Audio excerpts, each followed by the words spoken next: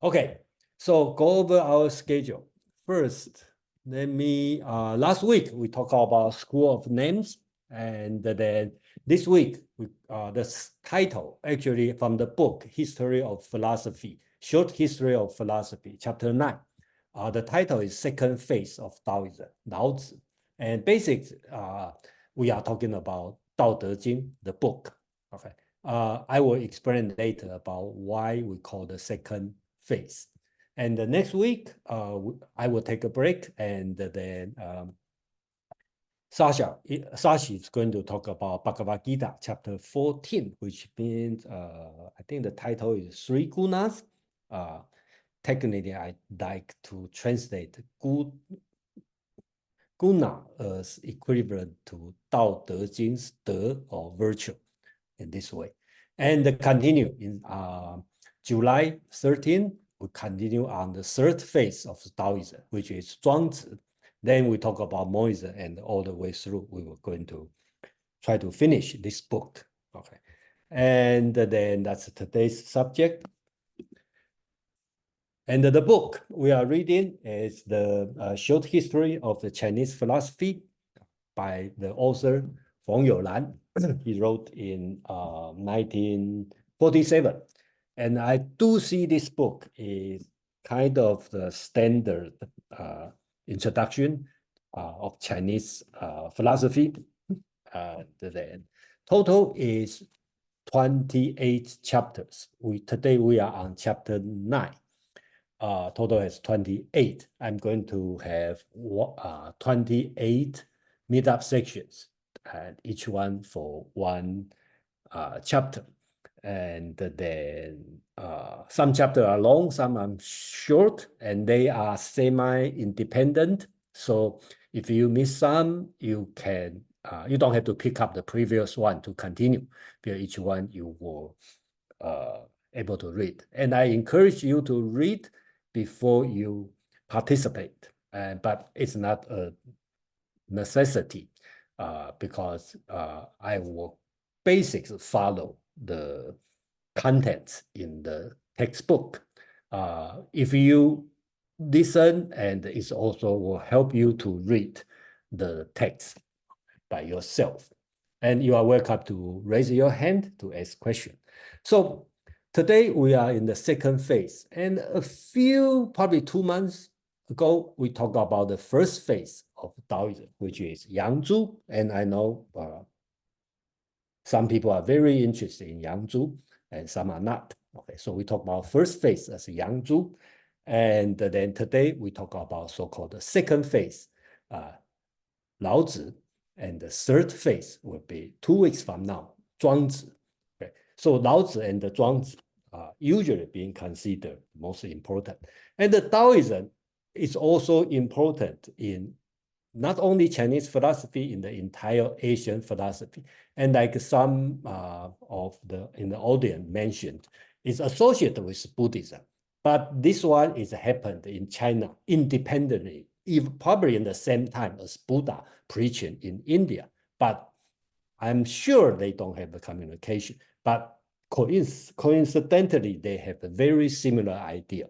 A lot of people try to mix them together, but my job here is try to preserve Taoism's originality, which will be kind of shared from Buddhism translation, interpretation, okay? But that would be your own choice to decide whether or not Taoism is the same as Buddhism. So we will do today's section as Lao Zi, and then 2 weeks from now, we talk about Zhuangzi as the third section. And you will see here in chapter 19 and chapter 20, okay, it's so-called the Neo-Taoism. Okay, 2 sections. Okay, one is sentimentalist, one is rationalist.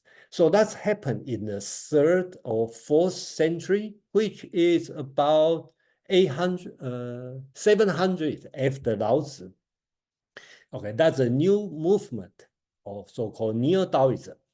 And you will see immediately followed by that is about the Chinese Buddhism. So Neo-Taoism and the Buddhism has their own interaction. But it doesn't happen at this moment, but it happened 700 years later.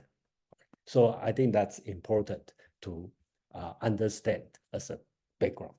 So today's section, okay, I will divide it to first, I'm talking about the background, about the Taoism. Then I will spend most of time talking about the Taoism philosophy. And when I talk about Taoism philosophy, I'm not talking about Taoism philosophy in general. I'm talking about Taoism philosophy based on Tao Te Ching, this book. Okay, that's the Taoism philosophy. And then we have some conclusion to talk about. So that's we are going to do today. And before I continue to introduce the background of Taoism, any question, comment?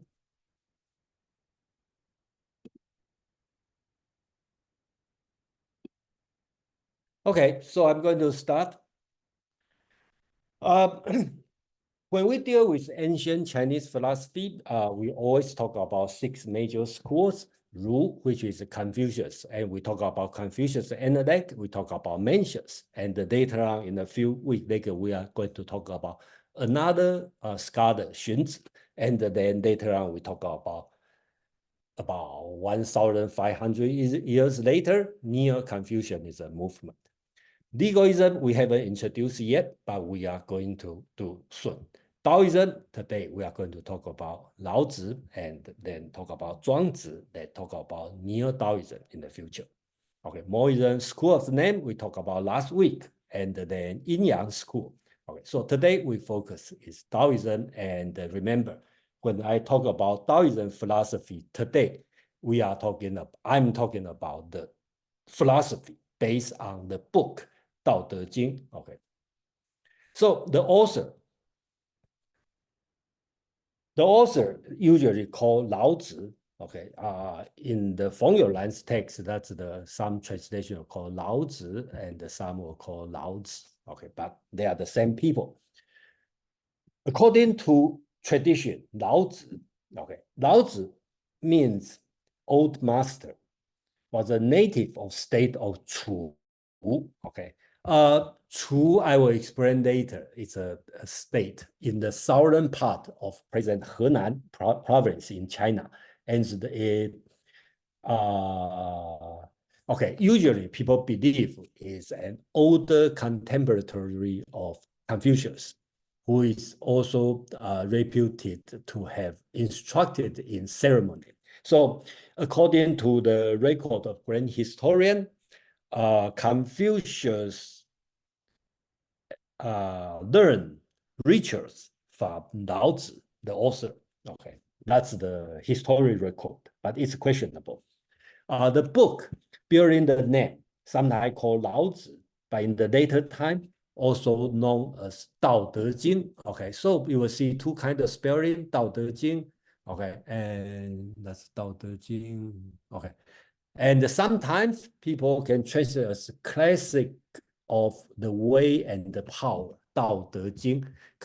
Jing means classic. Tao, okay, usually translated as the way. Okay, De usually translated as a virtue or the power. Okay, has therefore been traditionally regarded to the first philosophical work in Chinese history. So according to tradition, this book is being written or compiled before Confucius' intellect. So you can see this book, Tao Te Ching, is the first Chinese philosophical work. But this statement is also questionable. Okay, so we'll read this one. Modern scholar, and this text also in Feng Youlan's book, which I believe is correct.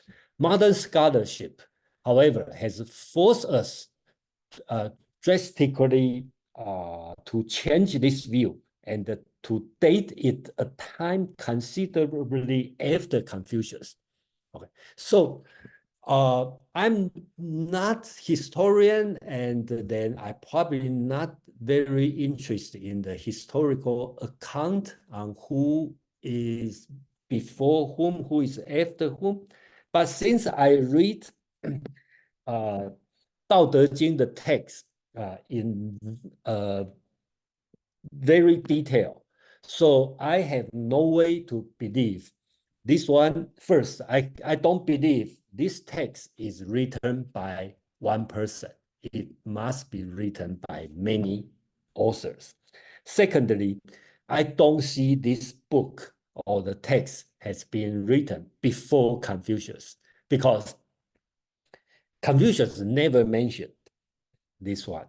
Zhuangzi, okay, being considered as the second philosopher of Taoism, in his book, the inner chapter, he mentioned about the person Lao Zi, but it could be a different person. But he never quote any text about Tao Te Ching. And the text is being quoted by the legalism scholar Han Fei, who wrote his essay around 230, 250 BC. So I believe this text doesn't exist or complete around like 300 years after Confucius. So that's I believe. And then modern scholars also start to consider this possibility. So a few names being confused. Okay, sometimes called Lao Dan, sometimes called Lao Zi, sometimes called Li Er. Okay, so you can see Lao Zi literally means old master. So it's not that difficult to qualify this name, right? Because if you are old and you have some wisdom, and you probably can call him Lao Tzu. So could be many different people.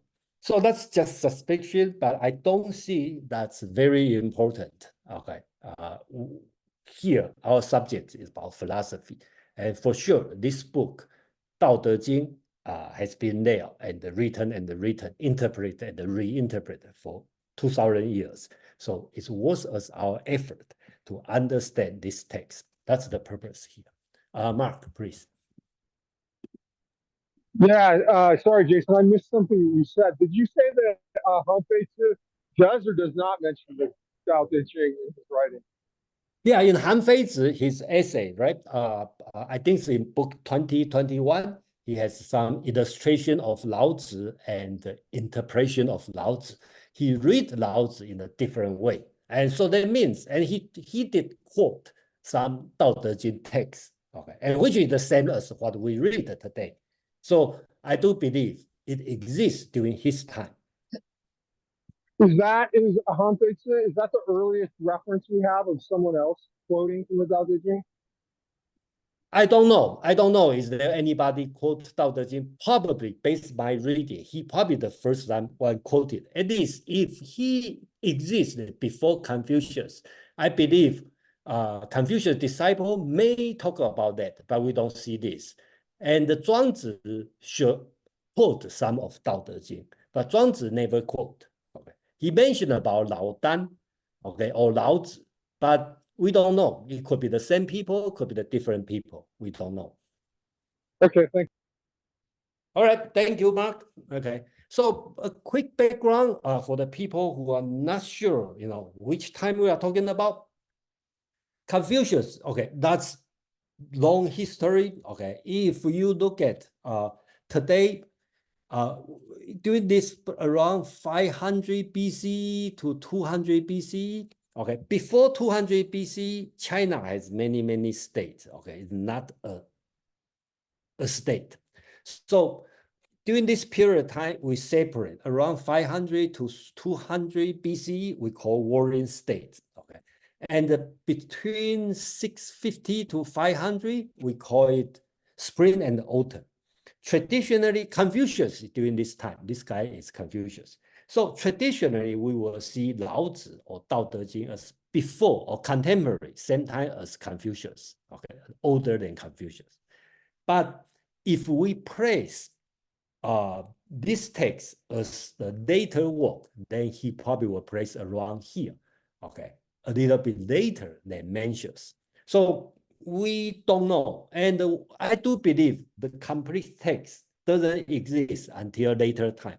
One of the reasons is for the person who read the text talk about a lot, not a lot, some of about the warring, okay, about the state fighting, okay, this kind of battlefield, okay, that represent the author's background is regarding war between states, okay. So for this reason, I do believe the text doesn't exist or is not complete until later time. Secondly, is they have some text. It seems attacked or criticized Confucius philosophy, moral theory. So for this reason, I also believe the text is compiled in the later time. A little bit about where the author coming from. And one thing we probably know and probably sure is this text is from the state of Chu. You see this map, okay? During that time, China has many states. And when we talk about Confucius, we talk about Mencius, we talk about School of Net, they all in this area, okay? In today's Shandong area, okay? In this area we consider as the cultural center. Okay, so Confucius in the state of Lu. Okay, so so this one we will consider the high culture. On the south, you can see the yellow area. It's a huge area. So this one is kind of foreign, okay, to their point of view, but they learned Chinese culture, okay, a long time ago. So during that time, all the lord of state call themselves duke. Okay, they don't call themselves king, but only the lord or the head of state of Chu will call himself king. So that represent that's a different culture. Technically, it's a foreign culture, but they have the tight integration with central culture, or so-called the Chinese middle land culture. So they probably speak or talk differently, but they learn the written character in the same way. So when I read the original text, you read it in the way, you will find out the language, the grammar is very different from what we see in Confucius, in Mencius, or okay, during the same time. So that's another part that we need to a little bit pay attention on the text, because it's from the south. And from the south, you will see the weather is warmer, there's more water, okay, more rainfall. So a lot of water thing. So for example, for the person who read the text before, you will know water is one of the metaphor. Okay, Lao Zi or Tao Te Ching like to talk about, because, and or talk about our body. Okay, and when Tao Te Ching talk about wadi. Actually, it's a basin. It's a lot of translation translate as body, but actually, I think it means basin, because that's like a pond. They hold water. So that's a agricultural state, and they probably not grow wheat a lot. They grow rice during that time. So they have used a lot of water. That's why water is important and used as a metaphor for the text.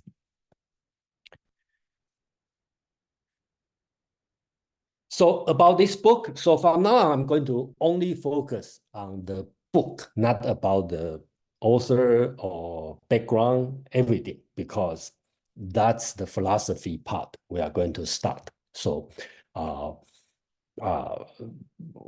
we should not argue whether or not that's who is the true author, when was right the book is written, but is that true or not true? But let's see, that's the book exists for over 2,000 years, and the basics, the text haven't changed for 2,000 years. A little bit about this text.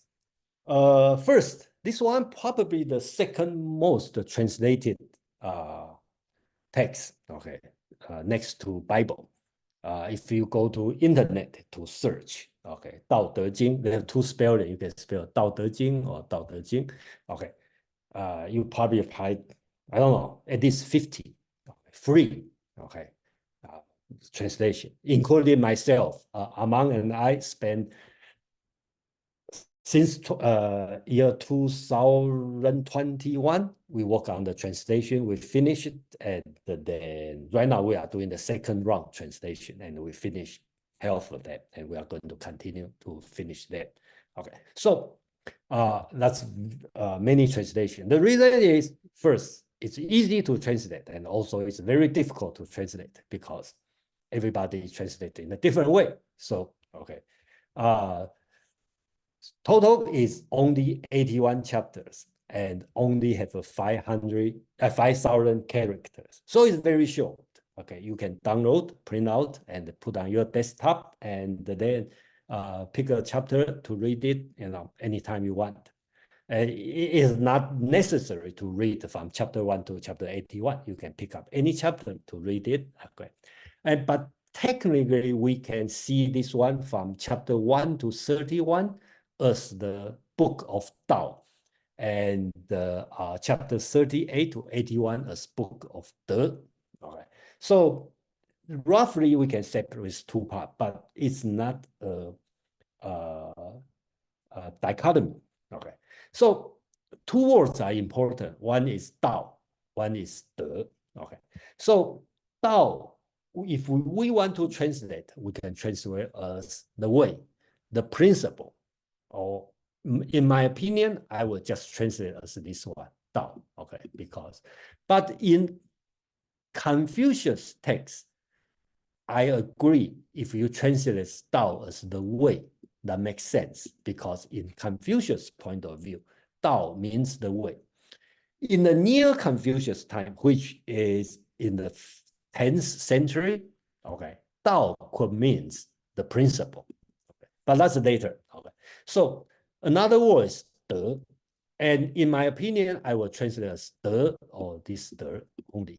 But if you want to talk about the meaning, in Tao Te Ching, De probably means power. And if you join next week for the Hinduism, Bhagavad Gita, you might find out that De probably very close to Hinduism called gunas. So that means some power, some energy you are doing. In Confucius text, the same words I probably will translate to virtue, but in Taoism it's not virtue.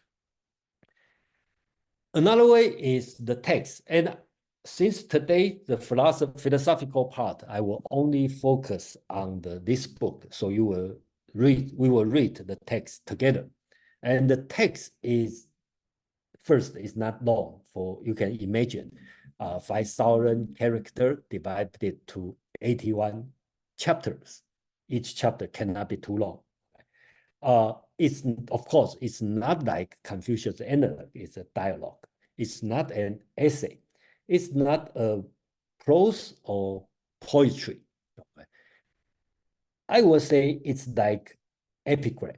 Okay, if you read Nietzsche's Beyond Good and Evil, and they have the one section called epigram and the interlude, kind of this kind of text. Okay, write something and there's no background, no I said, he said. Okay, just this some of the truths, so-called truths.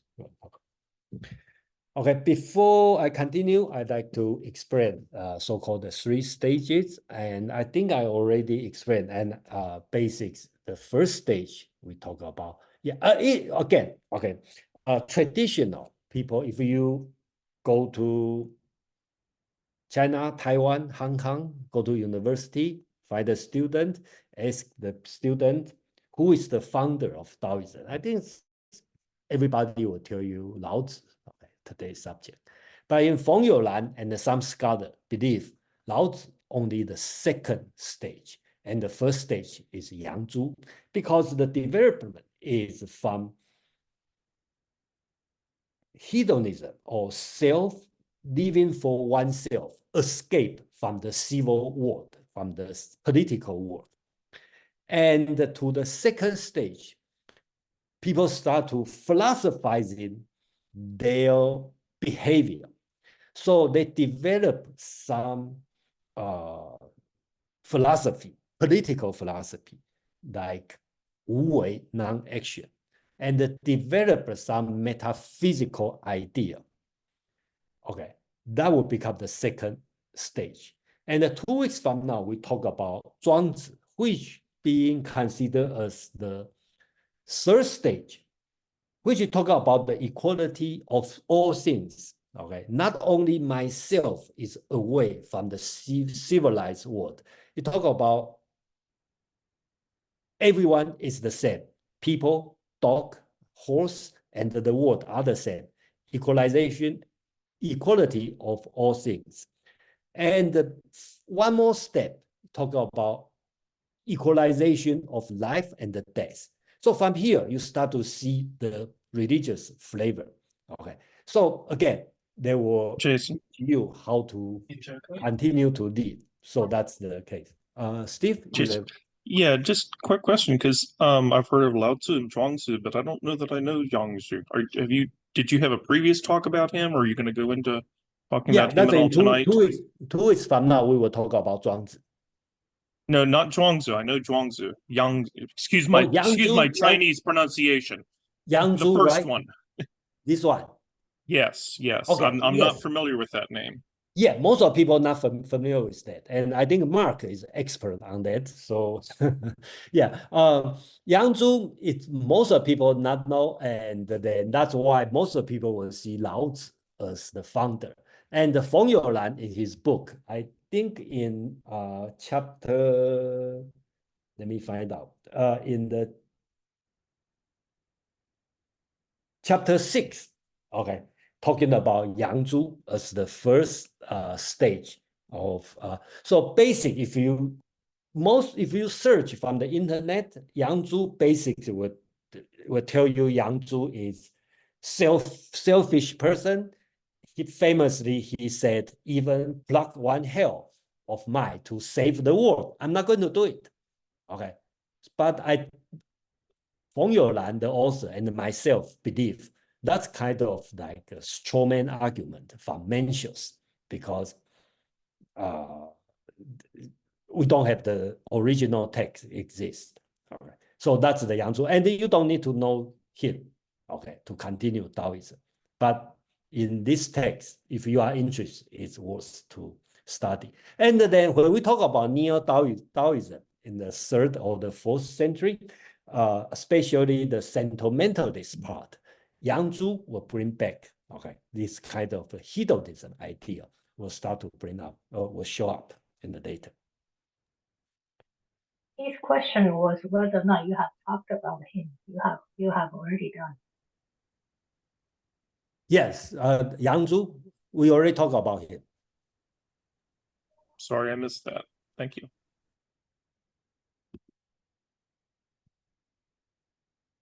Okay, one thing, small thing I'd like to mention is when we talk about Taoism, we should not confuse with religious Taoism, okay?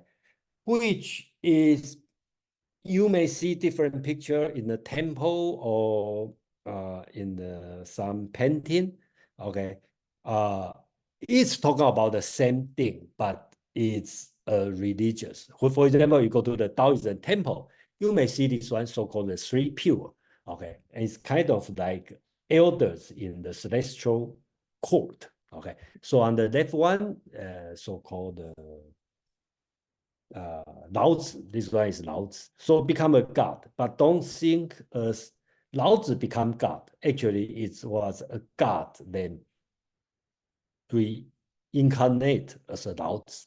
Okay, so that's a thing I'm not going to the detail on that, but some people may talk a lot on this, but just want to let you know.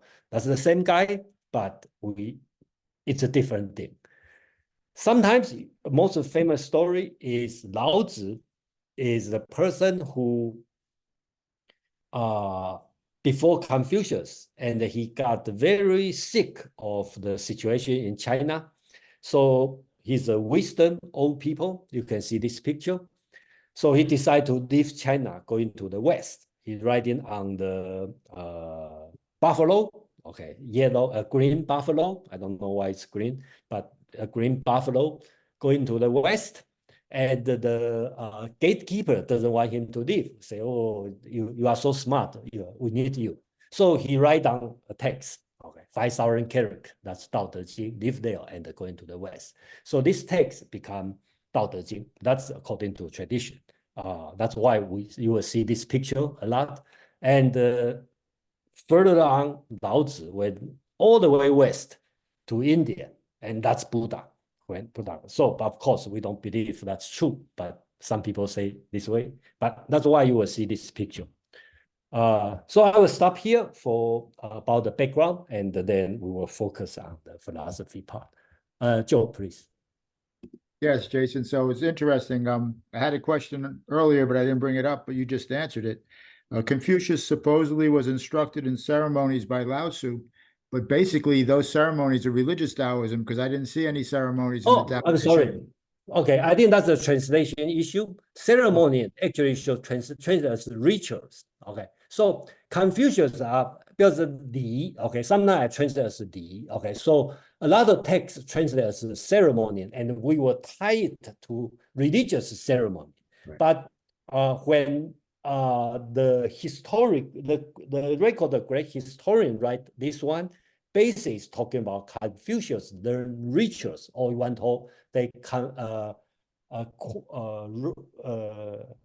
etiquette, okay, from Lao Tzu. Okay. So, Mark, please. Yeah, thanks, Jason. I'm not sure if you want to deal with this now or in a later chapter. So if you want to do it later, just tell me to bring it up later. But from my recollection, reading the Tao Te Ching in English translation, I don't believe the word God occurs in the text at all. Excuse me, you say you don't believe the God?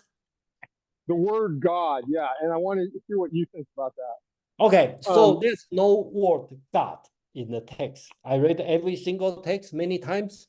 I can guarantee there's no God, okay, in the text. There's a word called Shen, okay, but I believe we should translate as spirit, okay, it's not God. And I do see some translation translate God, which it's a Christian reading. Read when the text talking about Tao, the translator translated as the God, okay, which I agree. That's a way to read it. If you treat Tao as God, okay, philosophical God, not the religious God, I agree. But if you see the translation, translate God doing this, God doing this, or we should please the God, and that God should read as spirit. Because again, I talk about this one is from the southern part. They have their own local shamanism. So I believe they believe everything has some spirit on that, and I think that's what the text meant. Okay, we have any other question? I'm glad Joe and Mark bring up these two important subjects, because it's very easy to misunderstood as ceremony tied to the religious, or see the translation talk about God, and we think about that's about God. Okay, so right now we are going to talk about the philosophical part. So I will divide it. The text is not organized in certain ways, so you can say, oh, part one is about this, part two is about this. No, it's all mixed up. Even in the same chapter, they have to mix message together. So it's a difficult job, okay? And I think Feng Youlan, the book, the author, makes a good organization, so I'm able to kind of categorize Tao Te Ching, the philosophy, as four parts. First part, talk about metaphysics. And second part, we talk about the nature law. Okay. Third part, talk about the moral law. And then we talk about political theory. So I will separate to four parts for the philosophy. So this one is a little bit continue from the last chapter. Okay, so last time we talked about school of names. Okay, so we talk about Hui Shi. Okay, focus on the actuality, the actual things, and he talked about loving all things equally. Gong Sun Long talking about focus on name, and we can see name as universal. Okay, if you see as in the Western philosophy. So his idea is wish to extend his argument in order to correct the relation between name and actuality. So as to transform the whole world. So that's what the philosophy of a school of names want to do.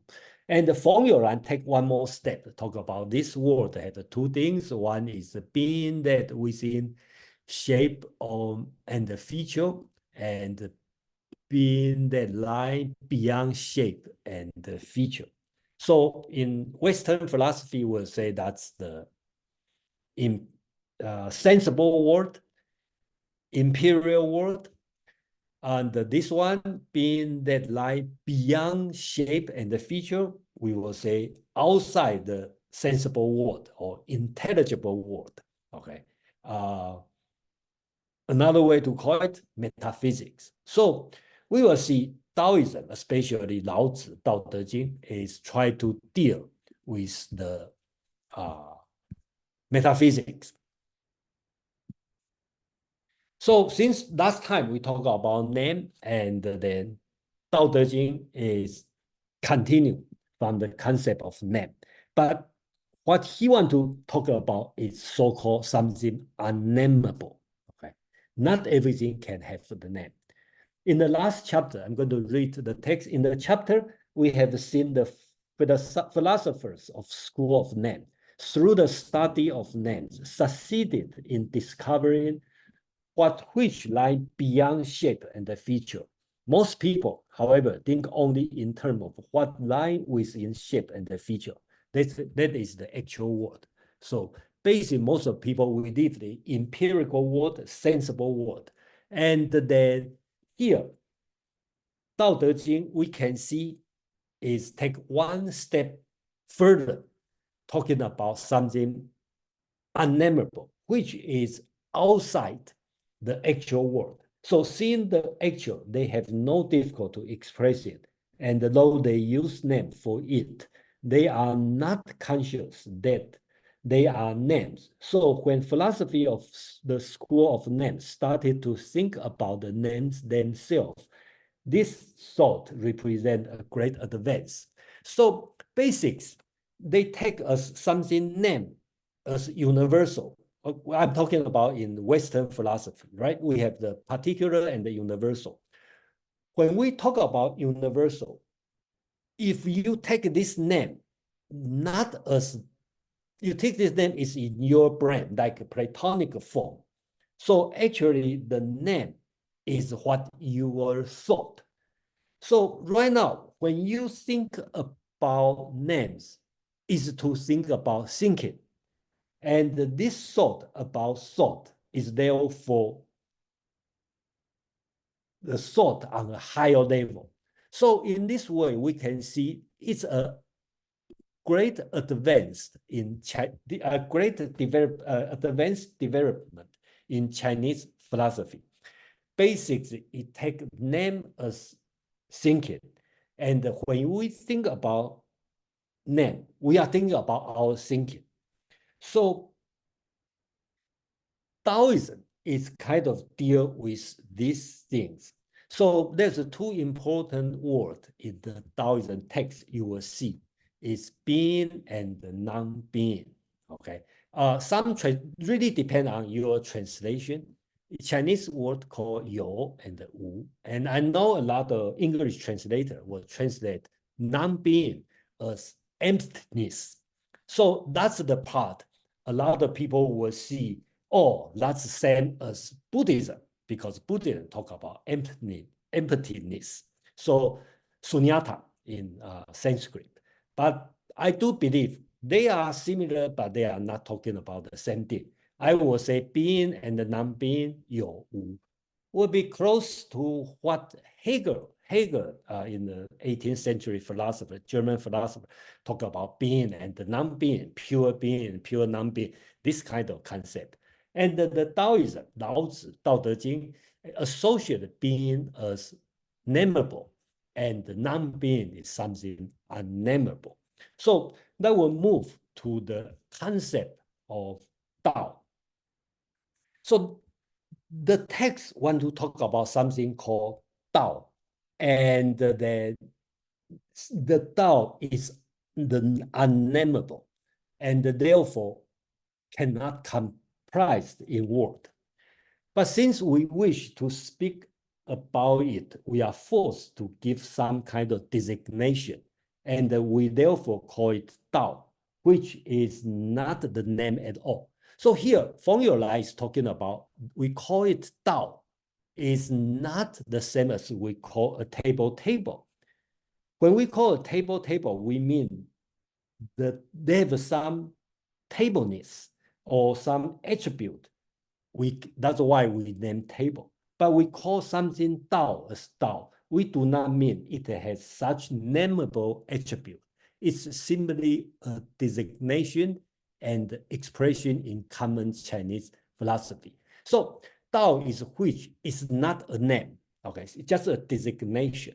So this one you may feel it's bizarre or something, but let's deal with that for now because that's the foundation for this philosophy. So again, Tao had in common Chinese we use as the way or teaching or speaking or study in this way. So Tao itself is unnameable, unteachable, unspeakable, unstudyable, okay, in a common way. That's why it's very famous on the very first line, chapter 1 in the Taoism text. It said, the Tao can be speaking of is not a usual Tao, eternal Tao, permanent Tao. It's not the Tao I'm talking about. So first talking about the Tao is not it's not speakable, not teachable, not learnable. Okay, the name can be named, it's not the usual name. So basically, it talk about very first text, very first line, set up something, okay, is the beginning. So depend on what's your background, okay. If you, let's say if you have no background, you probably will accept, okay, that's Tao, let's deal with later. But if you are familiar with Greek philosophy, you may say, oh, there could be logos. Or you are pre-Socratic, you probably will say, oh, that's archaic. Or just like we mentioned before, Christian may say, well, there could be the God, right? Before the world start. Or Hinduism may say it's Brahman. Okay. So if you are Hegelian, okay, you may say that's the absolute, okay, something absolute, okay, and we will start from there. So that's the starting point, and then it's open question. So after talking about Tao, we were talking about we are during this universe, right? First, you will see the word is heaven and the earth, which means the universe, okay, and the nature world, I will call the hardware, okay, what we are, our living environment. Another word you will see is some translation will call it 10,000 things, okay, and I will call all things, all beings, basically talk about all the living things, okay, the living organs in this world. So the second line in the Taoism, the Tao Te Ching, first chapter, it talks about the unnameable, okay, which means non-being, is the beginning of the world. Okay, the world starts from non-being, and the nameable, which is being, is the mother of all things. So here it's talking about they have the Tao, they have the being, they have the non-being, and the non-being, which is unnameable, is the beginning of the entire world. And the nameable, which is being, is the mother of all things, the study Buddha. So here, with two lines, kind of set up the so-called genesis. Okay, how does the world start? Okay, so I will, Madeline have some questions. Madeline, please. Yes, thanks, Jason. This is great. What I'm thinking is that in the Hebrew Bible and in other stories or religions, this would be seen as something happening in sequence. In other words, would be sequential in time. Mm-hmm. But I believe that in Taoism, this is all happening right now. I don't know. I don't know. In religious Taoism, it might have happened sequentially, but in philosophical Taoism, this is the words for the ongoing process, or the stream as it all happens.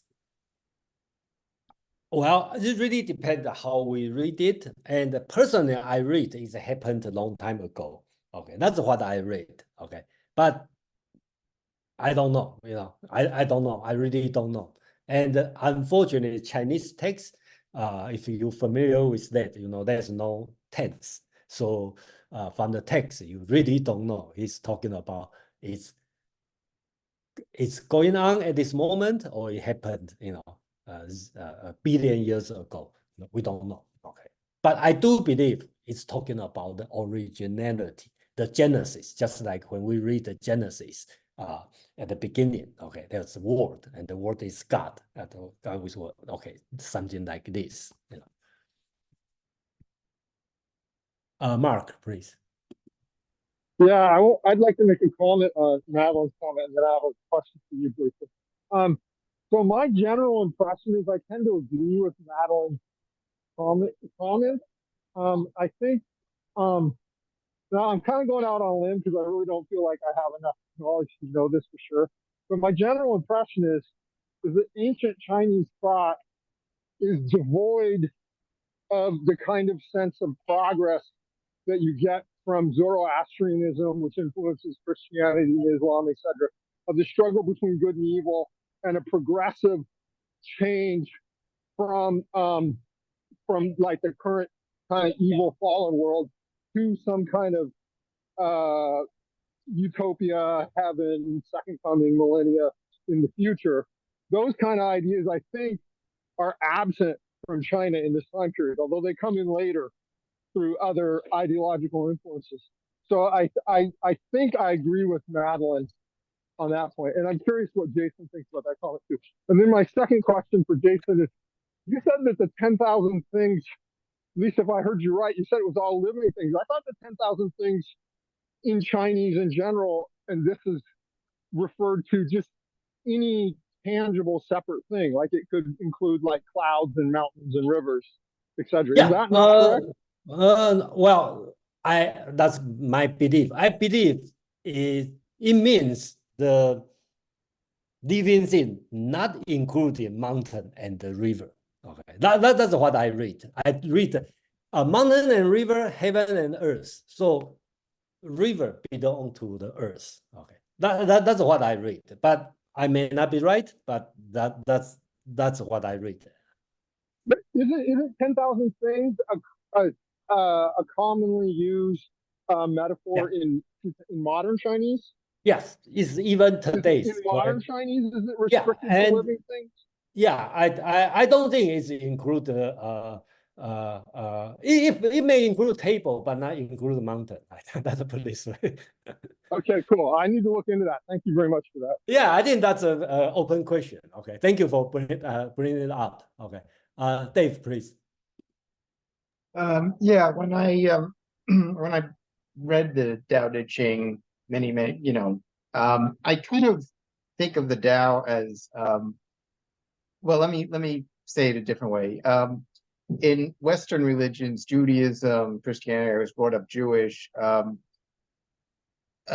Tao or God, it seems to be two different things. I mean, in Western religion, God is described in almost humanistic terms. In the Old Testament, he's jealous, he punishes, that kind of thing. Whereas the Tao Te Ching makes an effort to say that the Tao cannot be described in any terms whatsoever. So, and therefore has no morals or ethics or whatever, that, you know, it's basically can't be described. We don't know what it is. We can't know what it is. Am I understanding? That seems to be, that's my interpretation anyway. Well, well, it's not correct or not correct. I just have to say I agree with you totally on this statement. Okay, so so that's the part. One thing is interesting is I find out the Chinese translation of the book of the Gospel of John. Okay, at the beginning there's God. God is the word. Okay, and the word in Chinese Bible translate as Tao. Okay, at the beginning there's a word, and then in Chinese translation translates at the beginning there's Tao. Okay, so that means something. Okay, so a few words. I hope it's not boring, but these 3 words I think that's very important, and I hope that just spare me for 1 minute to do it. Xuan. Okay, that's the word. Very difficult to translate. And I will it original means the very deep black or red, this color, okay, or bottom of sea. So I think it means deep, profound mystery. So that's the word. And why is it important? Because in the Neo-Taoism movement, the Neo-Taoism being called Xuan Xue, okay, this word, Xuan, mystery, study of mystery. Okay, so that's the word. That's why it's important. Also appear in Tao Te Ching many times. 2 words, okay, in order to understand the chapter 1, one called Miao, okay, which means small and subtle wonderfulness. It's difficult to know, but hard to predict, and which is not miracle in the religious point of view. It's not a miracle. It's something subtle, but you will find it interesting. Okay. Jiao is something, means patrolling the boundary, and I think in the text means the boundary between being and the non-being. That's the text try to understand. So with all this background, we probably ready to read the chapter 1, and which is the say everything about the metaphysical foundation of Tao Te Ching. So here, you may see many different translations, as I mentioned, and that's the translation I made. Okay, so the Tao can be spoken of is not a common Tao. Okay, basically it means the Tao is unspeakable. The name that can be named is not a common name. That means the Tao is just an unnameable name. Okay, a designation is not a table as a table. Okay, non-being, which is unnameable, is the beginning of the universe. Being, which is nameable, is the mother of all things. Therefore, the common non-being is used to observe the wonderfulness of the Tao, and the common being is used to observe the boundary, okay, the boundary of being and the non-being. These two, being and the non-being, are both from the same.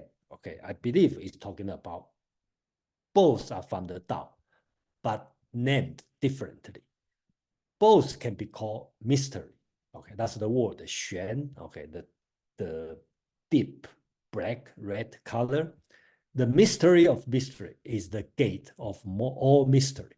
So that's the text on the chapter 1, and which has been cited many times, and you probably can find more than 100 different translations. And some people even use Google Translator to translate. And I read it. It's actually not bad. Okay, let's put it this way. So you can try yourself, and then if you want to ask further,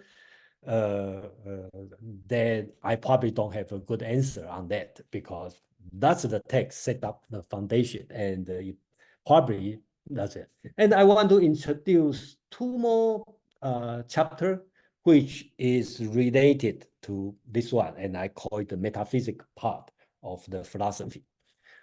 Chapter 40, returning is the movement of the Tao.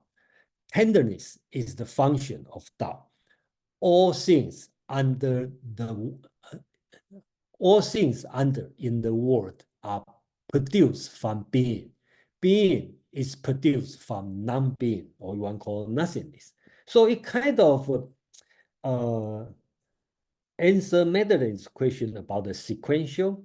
Okay, so since Tao has no attribute, but we kind of can describe Tao's function, which is returning, and tenderness is not a powerful thing. Okay, not all power, all knowing. Okay, God is kind of thing, but kind of like being is produced from non-being. Okay, and all thing is produced from being. So it's kind of this kind of sequential thing happen. Oh, Madeline, you have the hands up? Okay, please.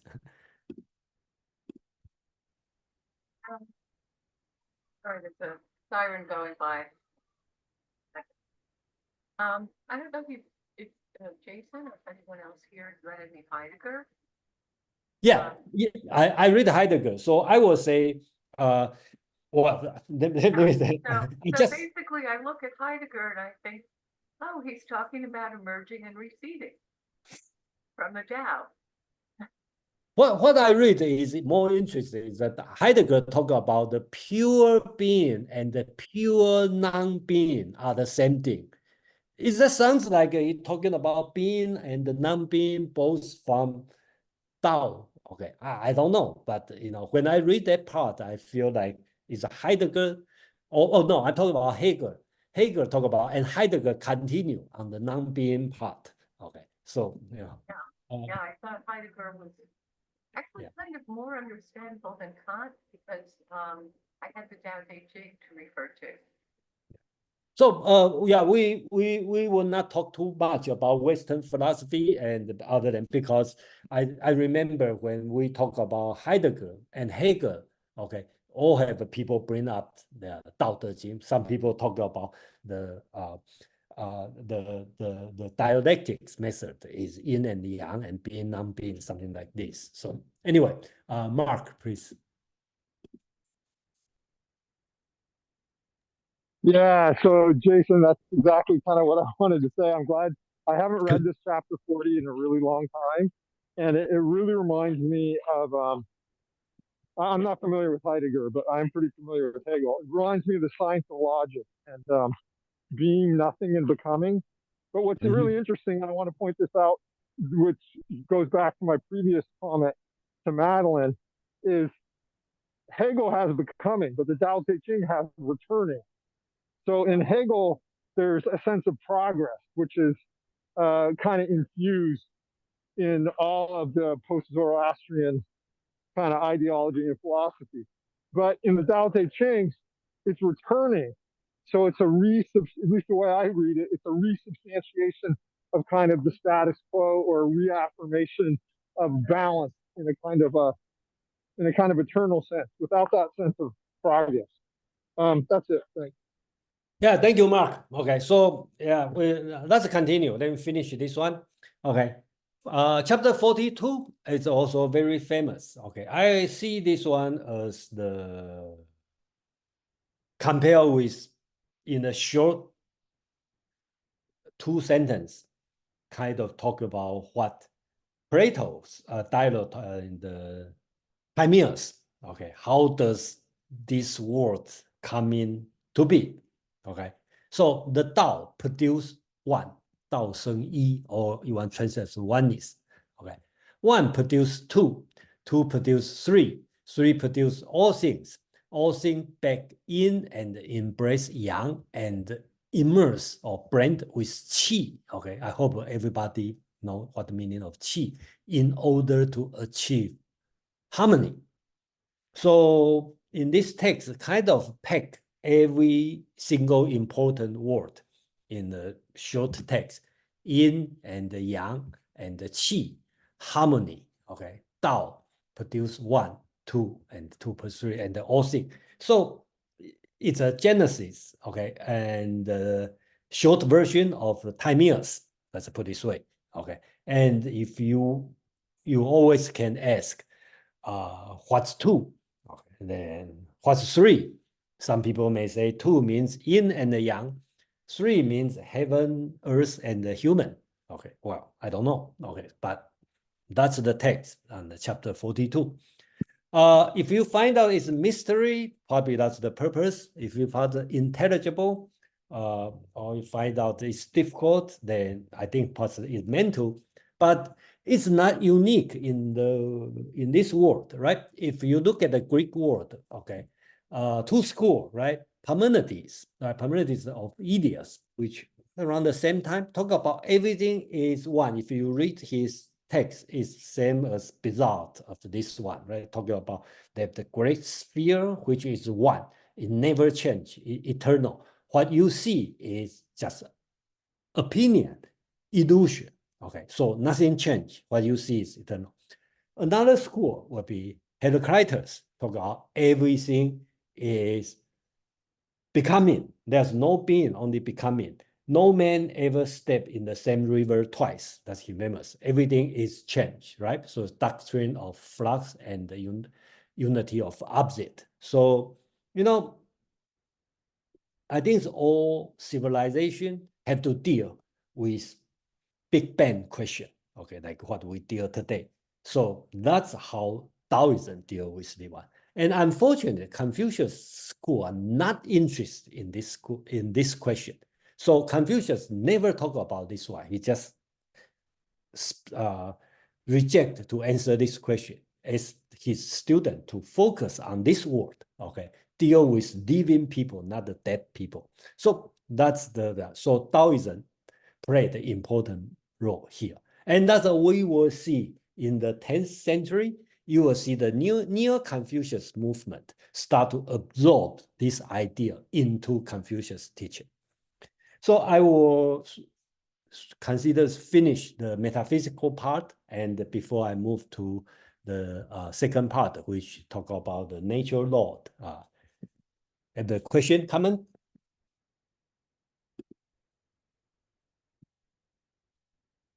Okay, so I'm going to move to the second part, which is talking about the nature law.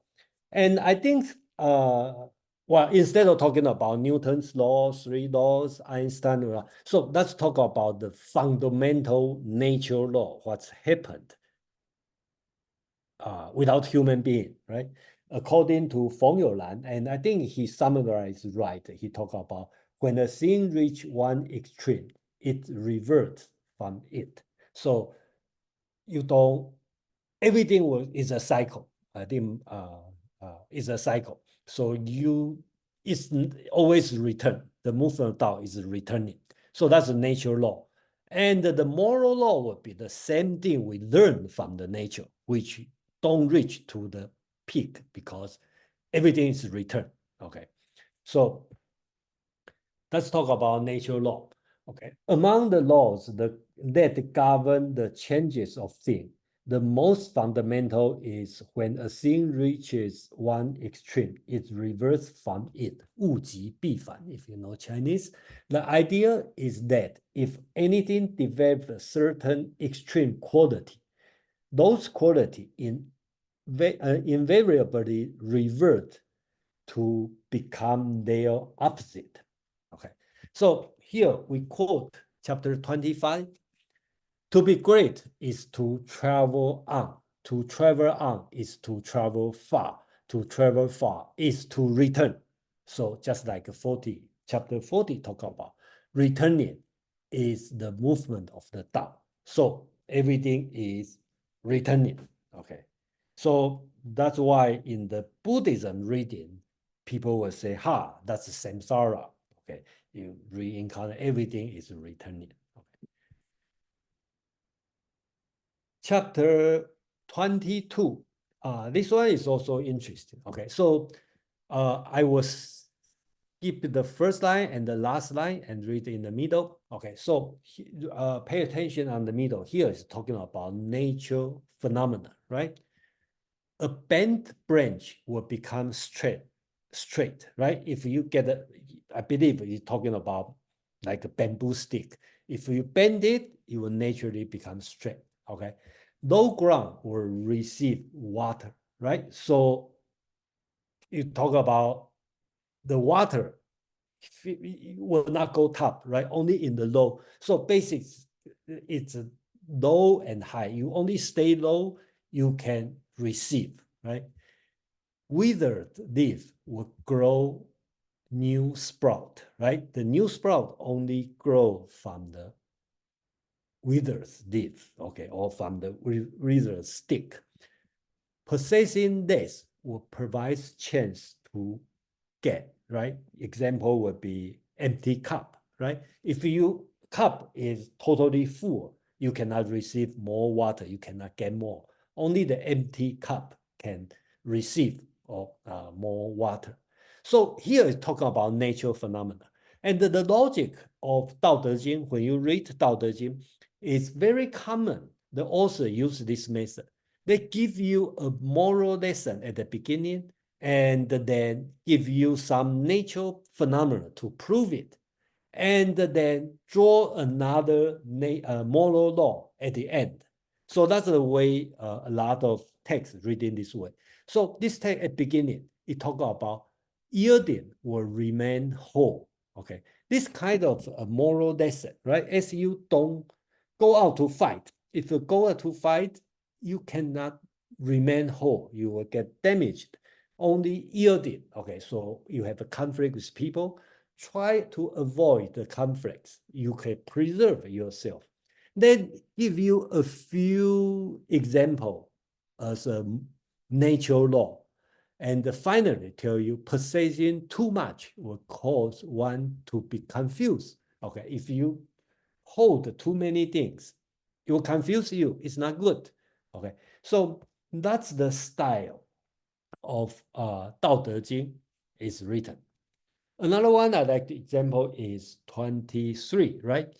Okay, I will read. Use few words and let things be. This one, you can consider this one is a moral teaching. Then start to give you some moral phenomena, right? Hence, a strong wind does not last a whole morning. A rainstorm does not continue for a whole day.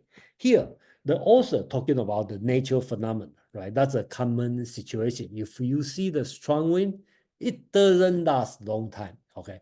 And the rainstorm, usually, it doesn't last the whole day, only lasts for a few minutes, okay?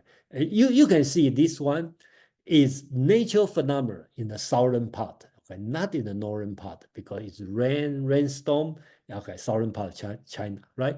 So here, how does it show? Okay, nature doing this way, right? Nobody do it. That's the nature. If nature can make this last, okay, how can man? So look at the nature. The wind, strong wind, cannot last for whole morning. The rainstorm cannot continue for whole day. Why? That's the nature. If even the nature, the powerful nature, cannot last long, can you last so long? So basically, ask you to teach you to preserve yourself. Don't be always all out, because then you cannot last long. That's the lesson, okay, from the nature law. 43. The world's softest can prevail over the world's hardest. Non-being can penetrate the seamless. By this, I know the benefit of Wu Wei, teaching of no word, and the benefit of Wu Wei are real in the world. Okay, when he talk about something are real in the world, because if it's real, that means important, because not everybody knows. Okay, you should know. That's the teaching, right? He talk about the soft can prevail over the world's hardest. I think if you think about in the southern part, a little bit of tropical, whether you will know water, wind, water are soft, wind or air. That's the softest thing in the world. But nobody dare to ignore the power of water, the power of wind, right?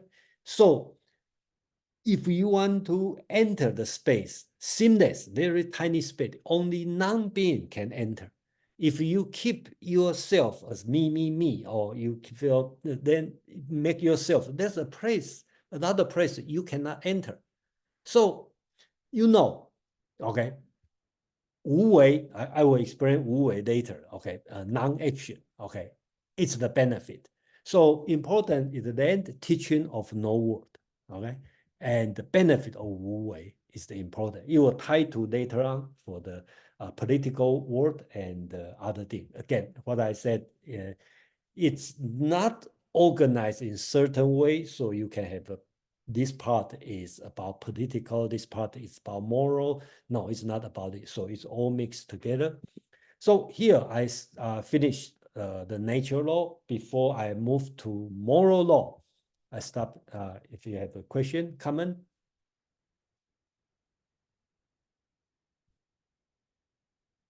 No, everybody fine. Right. So everybody agree. Sounds like okay. So moral law, okay, it's a three-part: knowing when to stop, simplicity, non-interfering. Okay, that's what I summarize. Okay, so here I write, use the blue text in general. Means I copy from Feng Youlan's writing. Okay, one should know that the law of nature and the conduct one's conduct one's activity in accordance with the nature with them. This by Lao Tzu called 习明, okay, practicing enlightenment. So here, the practicing enlightenment is important here. So we constantly talk about learn from the nature, living according to the nature. In Lao Tzu's Tao Te Ching is talking about practicing enlightenment. You observe, you understand the nature law, and then you bring this one to your daily life. We call it practicing enlightenment. The general rule of man practicing enlightenment is that if he wants to achieve anything, he starts with its opposite. And if he wants to retain anything, he admits in something of its opposite. Okay, and he brings some funny example. Okay, if one wants to be strong, one must start from feeling that one is weak. And if one wants to preserve capitalism, one must admit that some element of socialism is reflected in the early 20th century Feng Youlan's thinking about the capitalism and the socialism this way. So there's many examples you can think about it, right? Just we talk about you only have to empty your cup, then you can feel. But when you feel the cup is 100% filled, you have to be careful for overflow. Okay, you have to worry about this one, right? If you want to jump high, you have to stay low, right? And then exercise. You want to grow stronger muscle. First thing you have to break down your muscle fiber, right? Otherwise, the muscle cannot grow big. And the full moon, after full moon, you start to wane, right? And you reach the top here, mountain top. The next thing is going down. And then when you in the career, when you're to the top as a CEO, next thing you probably want to think about is your retirement. Okay, so I think that's all the moral principle. The text want you to learn. Joe, please. Yes, a question about the word enlightenment. Will we also see that word when we get to Buddhism? Will the same Chinese word be for enlightenment, or will there be a different word for enlightenment? Different word. Okay, so okay, so here I usually translate as mean, okay, as enlightenment. That means you fully understand. Buddhism called Wu, okay, which means you know the truth okay, by accident. Let's put it this way. Okay, so we talk about Buddhism later, but I just have to tell you it's a different word. Mark. Yeah, thanks, Jason. Shuming, that first character, I can't find it. Is that SHI? Okay, Xi means a clothes you wear. Okay, that's the first word. Okay, that's a clothes. I think they talk or it wear a clothes, and it also means attacked. Okay, you want to attack somebody, also use this word. So I think the practicing is a reasonable good word to translate. Okay, but what's the pinyin for that? Is that SHI? Excuse me? The pinyin for the first character, is that SHI? Xi. X-I-N. X-I-N. Oh, XI, third tone? Yeah, Xi, second. Second tone. Okay, thanks. Okay. It's a difficult word. Okay, so okay, this one I bring up chapter 44. Okay, I think it's important called knowing when to stop. And I also put the red text here is for the person to compare what's the difference between Taoism and the Confucianism. Chapter 44. At beginning, they ask 3 questions. Reputation or life, which do you hold more dear? Life or wealth, which do you want more? I think you have a clear answer, right? You want to have life over reputation. You want the life over wealth. Then the third question, gaining or losing, which do you worry about? That's a tough question, right? You want gain, which one you worry? I think that's my understanding. You worry about gaining reputation and gaining wealth, or worry about losing your life. Okay, so I think the answer, I worry about losing my life more. That's my understanding. Therefore, extreme cherishing leads to great spending. Excessive holding leads to heavy loss. Knowing contentment, one can avoid disgrace. Knowing when to stop, one can avoid danger. Knowing this, one can endure long. So the purpose is Chinese called 长久, endure long. Okay. So the purpose is not all out. You have to make sure you last long. To last long, you should avoid extreme. That's why in the chapter 29, it called, for this reason, the sage avoid extremism in ethic, material, politics. So Chinese called 去胜, 去奢, 去泰. Okay. I believe it talk about don't go to the extreme in moral sense, material sense, or political sense. Okay, so that's the teaching on that. Okay, and you will compare different. I put in the red text as a Confucius teaching, right? In Confucius teaching will be different. I quote from Great Learning. Okay, it's written by probably Confucius' grandson. Okay, so talk about the way of great learning is understand the enlightened virtue.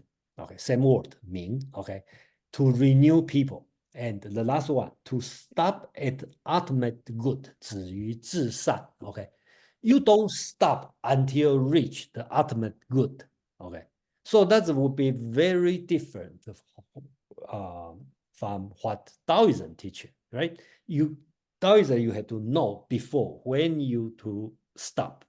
And Confucius will say, well, of course, you can claim, you know, that's the perfect time I will stop. But since you never know when it's perfect, so you probably become tireless and keep working for whole your life. Okay, that's my understanding of the difference between two schools. Non-interfering, also very important. And I like this one. I think Mark, you have a question? Okay.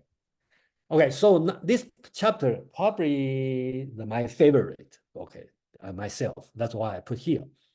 Pursuing knowledge is a process of increasing daily. Pursuing Tao is a process of decreasing daily. Decreasing and decreasing again until Wu Wei is reached. Practice Wu Wei, but nothing is left undone. Those who gain the world usually do so by not interfering. Interfering is not the way to gain the world. Okay, so I think the meaning is obvious to me. Okay, so non-interfering. That doesn't mean I do nothing. That means always think about non-interfering. Always a choice. Okay, it's not something happen. You have to get involved. A lot of times you don't need to get involved. It will resolve by itself. Okay. Pursuing knowledge is a process of increasing. Pursuing Tao is a process of decreasing. A lot of time, right? For example, I want to read as many as possible. When I'm making presentation, I probably want to decrease it, right? Because, for example, Tao Te Ching had 81 chapters. I read all of them. I know every single word, but I cannot put the 81 chapters in this presentation because nobody wants to sit here for 5, 6, 7 hours to listen, right? I wish I can put 5 minutes and put everything in, but I haven't reached the way called Wu Wei. So the best way is Wu Wei, but nothing left undone. So, but I haven't get that point. But I understand a lot of time I'm not increasing, I'm decreasing. Okay, the more I decrease, the better. So I think that's a two-way of thinking. It's important. It is my personal experience. Another thing is pu. Okay, it depends on how you translation. Some texts will translate as just pu, just the word, and some will translate. I think a lot of translation called uncarved block. I think that's the right translation. Basics, it means wood, right? You don't polish the originality, or it means simplicity. So here, important thing is the Tao, which associates to simplicity, and then it tied to De. Okay, just as we mentioned, De is so you see, Tao is something outside. Right now, we bring through the uncarved block as a personality, we can say, personal virtue. We bring the second concept of De, okay, which in Confucius may call it virtue, but in Taoism it has a different meaning. So I think the best way is bring up on the chapter 2. Okay, I think that's very important. Taoism moral teaching in chapter 2. The life that follow De, okay, sometimes you spell as T, okay, lies beyond the distinction of good and evil. Lao Tzu call it, if all people of the world know what beauty is beauty, there is then already ugliness. If all people of the world know that good is good, then there is then already evil. Lao Tzu therefore despised such confusion virtue as human hardness. Okay, human hardness usually is Confucius' highest virtue, Ren, okay, sometimes translated as benevolence, and Yi, righteousness. Okay, he rejected these two as Lao Tzu doesn't say that's wrong. It just say that's the secondary. Okay. For according to him, this virtue represent a degeneration from Tao to De. So when you degenerate, okay, further, okay, then you have to use Confucius. Next chapter we'll talk about this. Then let's read chapter 2. When people of the world know what makes beautiful beautiful, the concept of ugly arise, right? You say this guy is handsome, this lady is beautiful, then you set up a standard. That's the concept of ugliness come out. You say this is good, then the concept of bad come out. So in Tao Te Ching's concept, there's no good, bad, beautiful, ugly, okay? Because all the ugly thing, bad thing is created by having a standard. Fei Wu, please. Does this verse also mean what the majority pursue is usually not good or beautiful, and what the majority believe is usually not true or correct? Oh, I understand your reading. Okay, so you can read this way. Yes, I understand what you're talking about. Okay, yes, you read this one as a companion. Okay, so everybody pursue this one, that's bad. Everybody pursue this one is good, that's not good. Yeah, you can read this way. But as I said, thank you for bringing up the different way of reading. Okay, so you can read this way. It's kind of opposite for the common standard. Yeah. So I want to talk about this one to conclude the moral teaching. Okay, so here is important on the chapter 38, talking about, I didn't include everything, but I only include on the middle part, which is Lekin Dao, people start to pursue De, right? You start, the Dao is the highest. If you lost the Dao, then we have to use De. Lekin De, people start to act from Ren. That's what on the previous page we talk about the human heartedness. And Lekin Ren, then people start to act from Yi. Lekin Yi, people start from acting from Li. Okay, so a few words start here. Dao is the highest. Then if we lost the Dao, human have to use your own virtue, okay, power, human power, De. When human lost this power or this virtue, we start to talk about Ren, okay, which Confucius see as the highest goal, okay, human heartedness. And then if you don't have the Ren or human heartedness, then we start talking about Yi, which means righteousness or duty. You mean start off from outside force, not inside force. And the Lekin Yi, people start from Li. Li is even become a social norm. Okay, I think Joe or some translation translated as ceremonial. Okay, but it's not a ceremony, it means ritual, social norm. Okay, so you can see here, it's talking about the virtue. Okay, the start from Dao and the De and the Ren and the Yi and the Li, which kind of prioritize all these things different than Confucian's teaching. Confucius definitely will put Ren and Li on the highest point, okay? Because these two will govern human behavior. Then you can have a virtue. So you can see here, Confucius and the Confucian school and the Taoist are different in the priority of this kind of human or virtual things.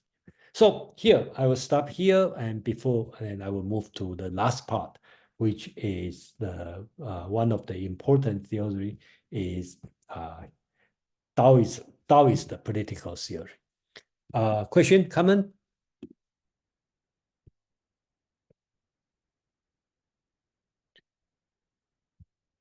Okay, so let's move on. I'm sorry, I couldn't find my mute button quick enough. Okay. What did you say was Ren? Ren, yeah. What is the meaning again? Okay, usually translated as benevolence or human heartedness. Okay, so in Confucius, if you read the Confucius text, the highest point, most important, the Confucius talk about is Ren. That's the word. Okay. Got it. Thanks. Okay, so you cannot miss this word if you read Confucius Analect. Confucius Analects have 10,000 character and it have over 100 words about Ren. And I don't know how many times his disciple keep asking, what is Ren? And the Confucius always have a different answer. So they tell you how important of Ren to Confucius. Okay, thank you to bring up this question. Okay, so I'm going to talk about the political theory. Okay, so here I want to highlight this part that's the formula I talked about. Both Lao Tzu and the Confucius believe that they have no idea of a democratic system, all this kind of thing. But they all believe we need a sage or philosopher king in charge. Okay, so sage is important. But according to Confucius, when the sage becomes ruler, he should do many things for the people. But according to Taoist, the duty of sage ruler is not to do things, but rather to undo or not to do at all. So non-interfering. So here it developed the concept, of Wu Wei. So the reason for this, according to Lao Tzu, is that the trouble of the world come not because there are many things not yet done, because too many things are done, overdone it. Okay, so I think you can see during that time they are seeing this world is decaying or in a turmoil, and they all find a solution. Confucius, that make it simple. Confucius, they say, okay, you should do this, do this, do this, put the moral on that. Lao Tzu, Taoism will say, no, because you guys do too many things, you should undo this, and don't bother these people, then everything will be fine. Okay, I think you can make a simple way. That's two different ways to talk about two schools. Fei Wu, please. I hear the president of the United States was meant to not do many things, and they had a lot of time to contemplate and to undo things. Okay. Then it all changed from FDR onwards. Now the presidents are all super busy. Their schedules are so full, and they are expected to do many things they have no knowledge or experience of. So it sounds like the political theory in the States has changed from Tao to Confucianism. Well, I think your statement is very interesting. I will make sure I bring up chapter 60, okay, to talk about this. Okay, so thank you to mention this. Okay, let me make sure we don't. Okay, so I'm going to talk this one. Okay, I might skip a few chapter. Okay. Okay, chapter 3. I think this one is important. Talk about. I think this one is talking about Tao Te Ching, chapter 3. Okay, the political view on this one. I'm going to read. Do not promote the talented, so people will not contest. Do not value real good, so people will not steal. Do not show the desirables, so people's mind will not be disturbed. Okay, so that shows. Okay, we can assume here the audience, the listener, is the political leader, right? Don't say promote the good people or talented people because other people will be jealous. Don't say this one is valuable because people start to steal, right? So just leave them alone. For this reason, the government of the sage is to empty people's mind, but fill their bellies. Weaken people's volitions, but strengthen their bones. That means body. So they focus people's body, daily life, okay, well-being, physical well-being, more than intelligible. Okay. Well, you may say that's anti-progress. That's another thing we can debate for a long time. But basic, the idea is leave them alone. Just make sure they eat well. Okay. and then they're not hungry. Okay, that's important. And the rest thing is not your business, just like Fei Wu said. The other thing is not your business.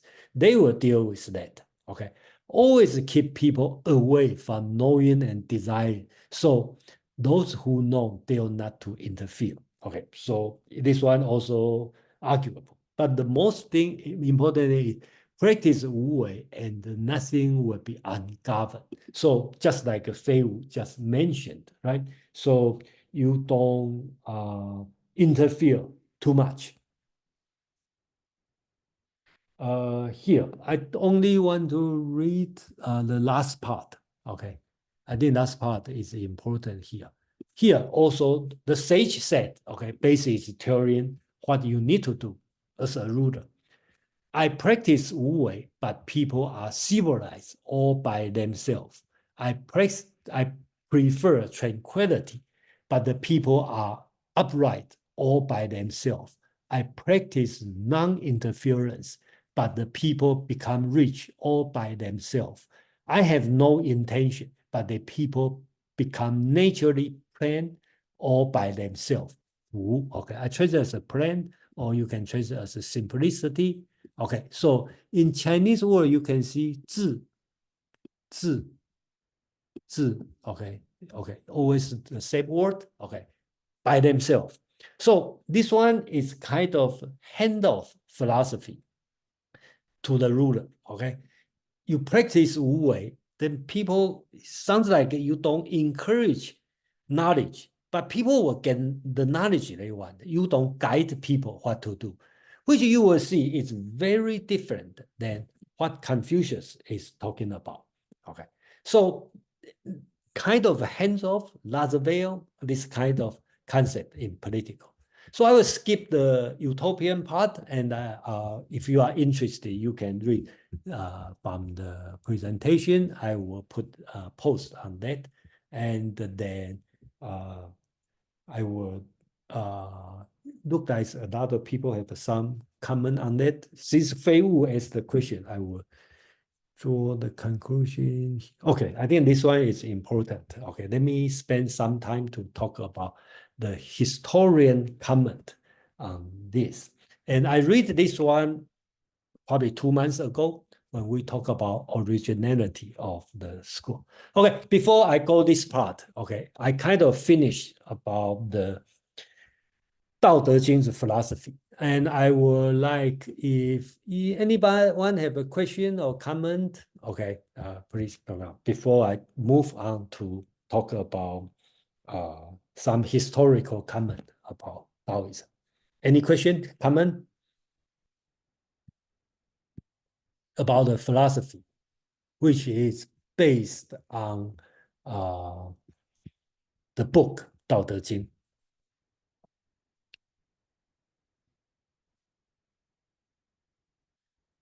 Okay, 2 comments I would like to bring up. I think that's interesting. First one is from the record of a great historian, Sima Qian, if you're familiar with this name. It's written about 100 BCE, so we consider about 300-400 years after the text. So I think this one is not written by Sima Qian, it's by his father, Sima Tan. And then if you understand the historical background during that time, Taoism is prevailing. Okay, so the political, that's just like what Fei Wu just mentioned. The idea, the political idea during that time is thinking about don't bother people, okay? Because before that time, there's too many wars, okay? And then people suffer, and the state, country also suffer. And that time, the country is united, called Han Dynasty. And that's the early Han Dynasty. You can see the historian write this comment. It's very interesting. Taoism teaching make people's mind concentrated, action unnoticeable, desire satisfied. Technically, it follow the trend of yin and the yang, make the benefit of Confucianism and Moism, combine the essence of school of name and legalism. It moves with time, adapt to changes, accommodates to customs, and fits to all situations. It is easy to practice. The effort is few, but the achievement is great. Okay, sounds like, you know, the perfect philosophy during that time. Okay, so of course we may question it's practical or not, but that's the text written. And then if you were here a few months ago when we read the Sima Tan's comment, he usually talk about this and criticize. Only to Taoist, okay, he didn't criticize. He said it's perfect. That's the great. You just spend very few work and very few effort, you can achieve a lot. But about 100, 200 years later, that's the so-called the later Han Dynasty, the Confucian school become important. You will see another historian, the Book of Han, the Treaty of Literature. His comment on that would be start to see the difference. Those of the Taoist school have their origin in the official historian by studying the history example of success and failure, preservation and destruction, calamity and prosperity. From ancient to recent time, they learned how to hold what is essential and grasp what is fundamental. So here, he talk about Taoists understand what is essential and understand what is fundamental. It's always back to the original. They guarded themselves with purity and emptiness, and with the humbleness and meekness maintain themselves. Okay, that's all the good. So you can see this good thing become less political, become a personal trend, personal virtue. And then start to complain, right? But the radical Taoism want to get rid of ritual, ren and yi. All this one is Confucius morality. They said purity and empty alone are good enough to govern the state. So start to criticize. So you can see the view has been changed from support Taoism to gradually move to they support and see Confucianism is important. That's the trend change from this 200 years. It's interesting.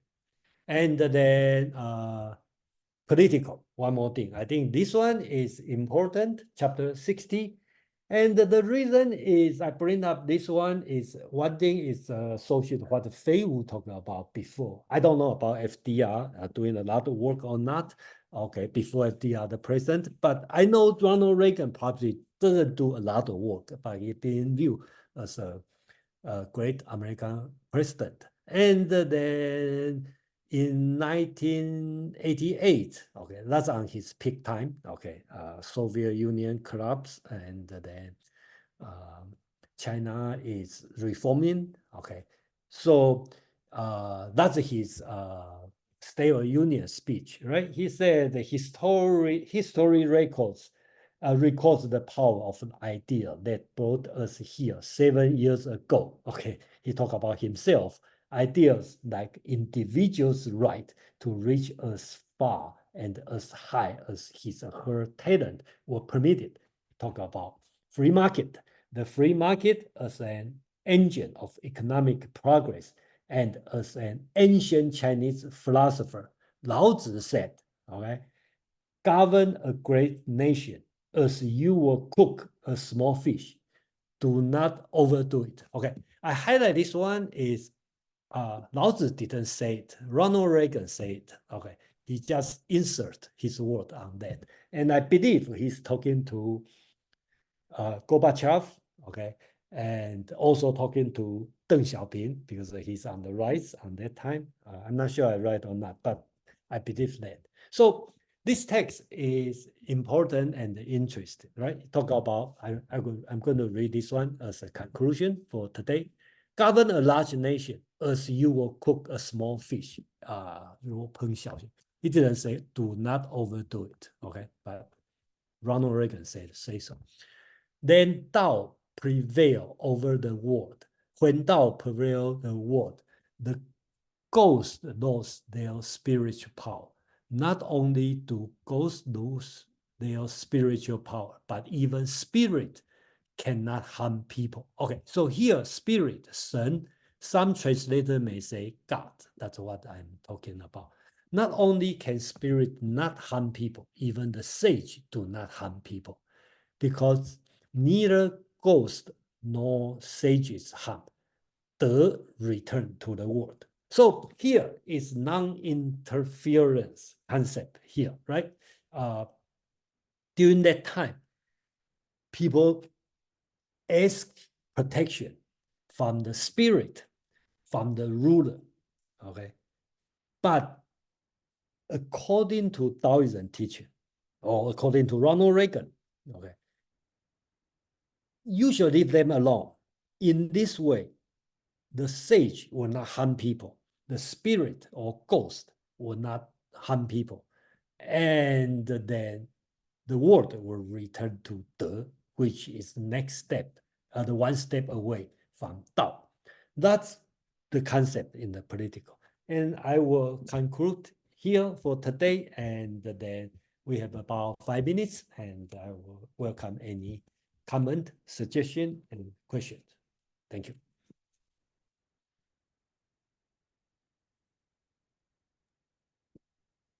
I was just going to say, I appreciate Feiwu's comment, but I'm not sure American presidents have ever been terribly philosophical, certainly not Far Eastern philosophical.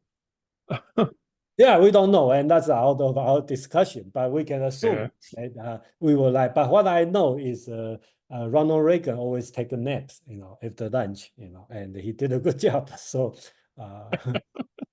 I think that's a great idea, because a lot of time you see a lot of people, they are so busy. I think in the working environment, you probably will see, sometimes in my experience, sometimes I would like to see a lazy manager. I will work for a lazy manager than a busy, hard-working manager, because keep telling me what to do, and then I have to undo a lot of things. So that's my experience. And then, yeah, any other comment before we finish? And the next week we go to the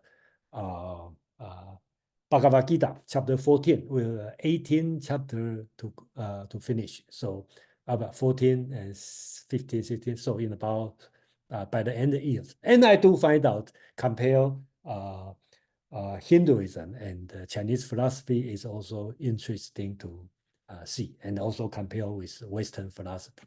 Yeah. So I will stop here.